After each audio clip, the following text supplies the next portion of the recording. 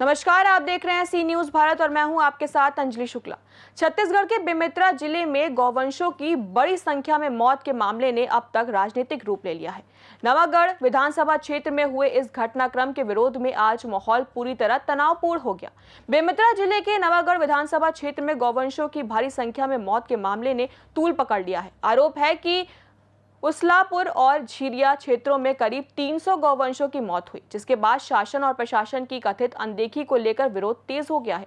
इसी मुद्दे को लेकर आज जिला युवा कांग्रेस ने प्रांजल तिवारी के नेतृत्व में उग्र प्रदर्शन किया। प्रदर्शन के दौरान भारी पुलिस बल की तैनाती रही और कई जगहों पर कार्यकर्ताओं और पुलिस बल के बीच झपटमारी की भी स्थिति बनी। युवा कांग्रेस कार्यकर्ताओं ने खाद्य मंत्री दयाल दास बघेल, पशुपालन मंत्री राम विचार नेताम और गौ सेवा आयोग के अध्यक्ष विशेश्वर पटेल का प्रतीकात्मक पुतला जलाकर विरोध दर्ज कराया। इस दौरान माहौल काफी तनावपूर्ण हो गया और मौके पर भारी पुलिस बल लगभग 300 जवान तैनात रहे। प्रदर्शन के दौरान भाजपा कार्यकर्ताओं के पहुंचने से स्थिति और भी तनावपूर्ण हो गई। हालांकि पुलिस की मौजूदगी में किसी तरह हालात पर नियंत्रण रखा गया। इसके बावजूद युवा कांग्रेस कार्यकर्ता प्रतीकात्मक पुतलों का अंतिम संस्कार करने में सफल रहे। इस आंदोलन में राष्ट्रीय महासचिव एवं भिलाई विधायक देवेंद्र यादव, पूर्व विधायक आशीष छाबड़ा और पूर्व संसदीय सचिव गुरु दयाल सिंह बंजारे सहित बड़ी संख्या में कार्यकर्ता और ग्रामीण किसान मौजूद रहे। ग्रामीणों और कार्यकर्ताओं का आरोप है कि शिकायतों के बावजूद प्रशासन ने कोई ठोस कार्रवाई नहीं की। इससे पहले जनपद सदस्य और युवा कांग्रेस महासचिव दीपक दिनकर सिग्नल चौक पर अनिश्चितकालीन हड़ताल पर भी बैठे थे, लेकिन कोई समाधान नहीं निकला।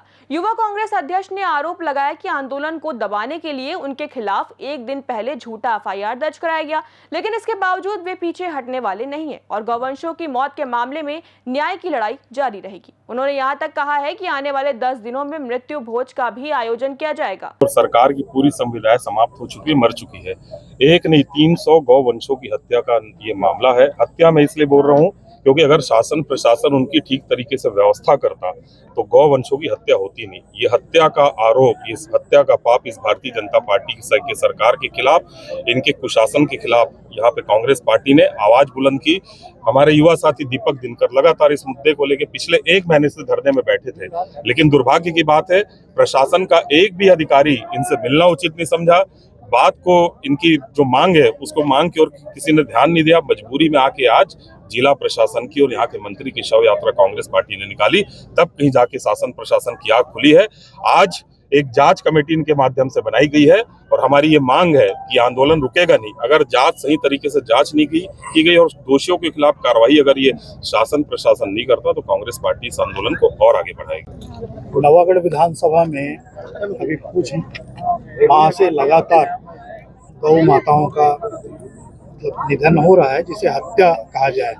हत्या इसलिए कह रहे हैं कि यहाँ का जिला प्रशासन और यहाँ के मंत्री विधायक हैं वो संवेदनहीन है, क्योंकि उनकी निरंकुशता के कारण और निष्क्रियता के कारण ये गौ माताओं को ये दिन देखना पड़ रहा है।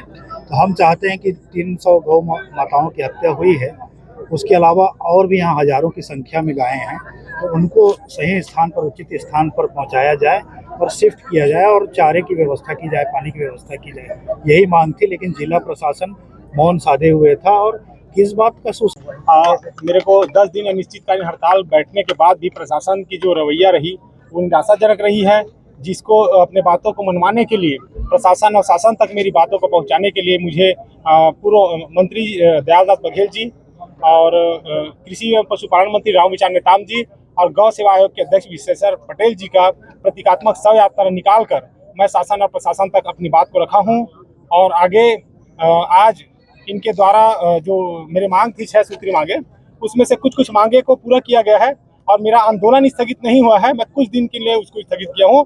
आगे यदि मांग ऐसी रही, पूरी नहीं हुई, तो आगे और भी भविष्य में लड़ाई लड़ने के लिए भी मैं आंदोलन करने के लिए तैयार रहूँगा। हत्या और ये कहेंगे प्रशासनिक कमजोरी के कारण, लापरवाही के कारण हत्या, इसको लेकर निरंतर आंदोलन चल रहा था। यहाँ पर हमारे स्थानीय यूथ कांग्रेस के नेता लगातार धरना प्रदर्शन और अपनी मांगों को रख रहे थे, लेकिन ये सरकार और यहाँ के स्थानीय मंत्री, उनका इतना ज़्यादा अहंकार बढ़ गया है कि वो गौ माता के नाम पर वोट तो मांगते हैं, लेकिन गौ वंशों की हत्या के ऊपर कोई भी जो उचित कार्रवाई है उसको करने से बच रहे थे। इसको लेकर आज यहाँ पर एक आंदोलन किया गया और जो स्थानीय सरकार है, प्रशासन है और मंत्री है, उनकी शव यात्रा यूथ कांग्रेस के द्वारा निकाली गई। हम आप सबको पता है कि आज हम लोग प्रतीकात्मक शव यात्रा निकालने जा रहे थे। यहाँ के क्षेत्रीय मंत्री दयालदास बघेल का, पशुपालन मंत्री रामविचार नेताम का और गौ सेवा आयोग के अध्यक्ष विजय पटेल का, जिससे चिढ़ के यहाँ के क्षेत्रीय मंत्री दयालदास बघेल ने अपने वर्दी वाले साथियों से कहकर मेरे ऊपर झूठी एफआईआर दर्ज करा दी। मैं आज यहाँ मौजूद हूँ। मैं कल अपने मित्रों से कहा भी था कि आपको चिंता करने की आवश्यकता नहीं है, आपका जिला अध्यक्ष आज आपके साथ मौजूद होगा, उनका जिला अध्यक्ष उनके साथ मौजूद है। और मैं ये बात कह देना चाहता हूँ कि आज हमने प्रतीकात्मक शव यात्रा निकाली, इन लोगों ने शव को छीनने का काम किया। ये लोग अपने मंत्री के प्रतीकात्मक शव के साथ इस तरह से चीड़ फाड़ कर रहे थे, ये इनको शोभा नहीं देता। मंत्री को जाके जवाब देना पड़ेगा इन खाकी वालों को। और एक ऐलान और कर देता हूं मैं, आज से 10 दिन बाद हम तो उनको मृत मान चुके हैं और आज उनका अंतिम संस्कार ही मान चुके हैं। आज से ठीक 10वां दिन उनके लिए भोज का आयोजन किया जाएगा, 10 गात्र कार्यक्रम किया जाएगा। आप सब आमंत्रित हैं। अगले 10वें दिन हम सब युवा कांग्रेस साथी 10 गात्र मनाएंगे, हम सब 10 गात्र करेंगे। बेमेतरा से सी न्यूज संवाददाता संजू जैन की रिपोर्ट। फिलहाल मामला राजनीतिक और प्रशासनिक दोनों स्तर पर गर्मा गया है, लेकिन सबसे बड़ा सवाल यही है कि 300 गौवंशों की मौत की जांच और जिम्मेदारी तय कब होगी। फिलहाल इस रिपोर्ट में इतना ही। देश और दुनिया की तमाम बड़ी खबरों के लिए देखते रहें सी न्यूज भारत।